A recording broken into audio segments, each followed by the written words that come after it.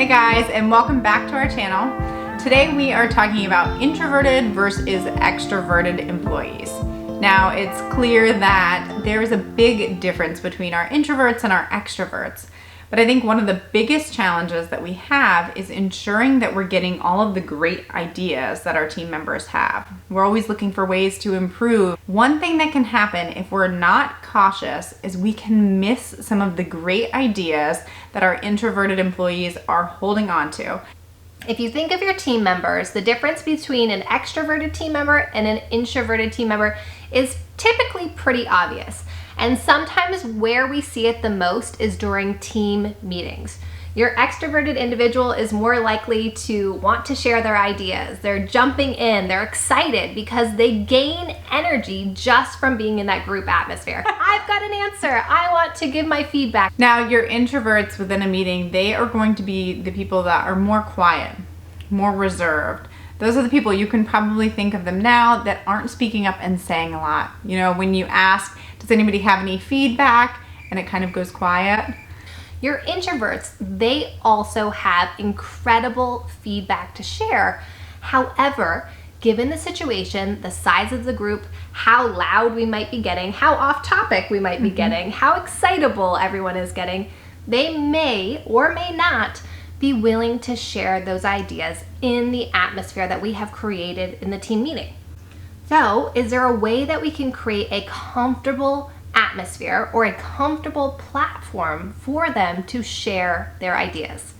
Think of how many times someone has had an amazing idea, amazing constructive feedback for us that we've missed on because we have not given them the opportunity and the comfort to share that.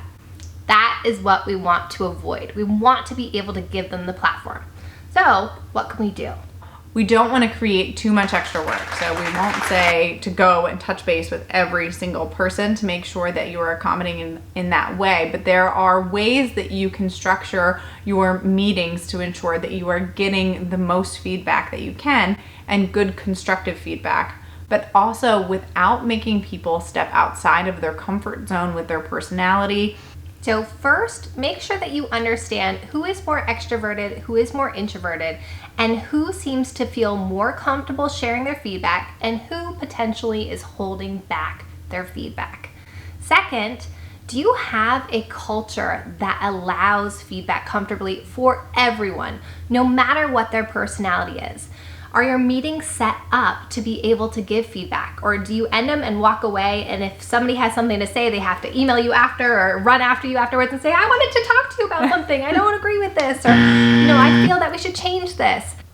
And maybe that's actually what you're trying to address with getting feedback. Maybe you have people chasing after you after the meeting saying, hey, I want to share something, or hey, I was wanting to touch base on this, or I wanted to talk to you about this.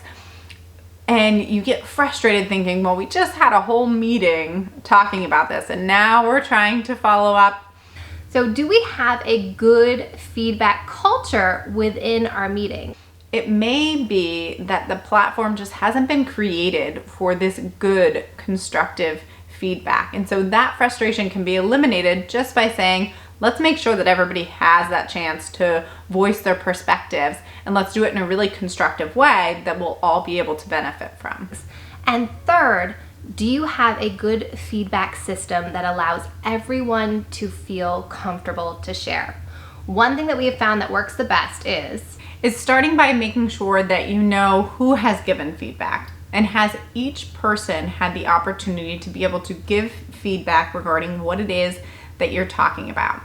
If you have that introverted person who is a little more apprehensive about sharing publicly, you could also implement a note system at the end, but giving them a piece of paper and saying, we want everyone's idea, making sure that before everyone leaves the meeting, you have collected a sheet that has their big idea, so then you are able to kind of cycle through them and see if there's something that could really help grow your business, to help grow your practice, grow your culture, to approach a problem, whatever it may be. This has a lot of applications, but that way you're ensuring that no matter how quiet, reserved, introverted someone is, that every idea is being heard, so then you're not missing out on that great idea that's going to have a big impact for you. There are different personalities in the practice, and we know this. We just want to make sure that everyone has a voice and their voice is being heard.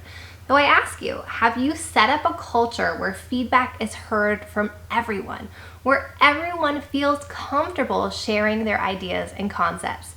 And if not, hopefully something that we just spoke about is going to help you. Do not forget to subscribe to the Dental MVP.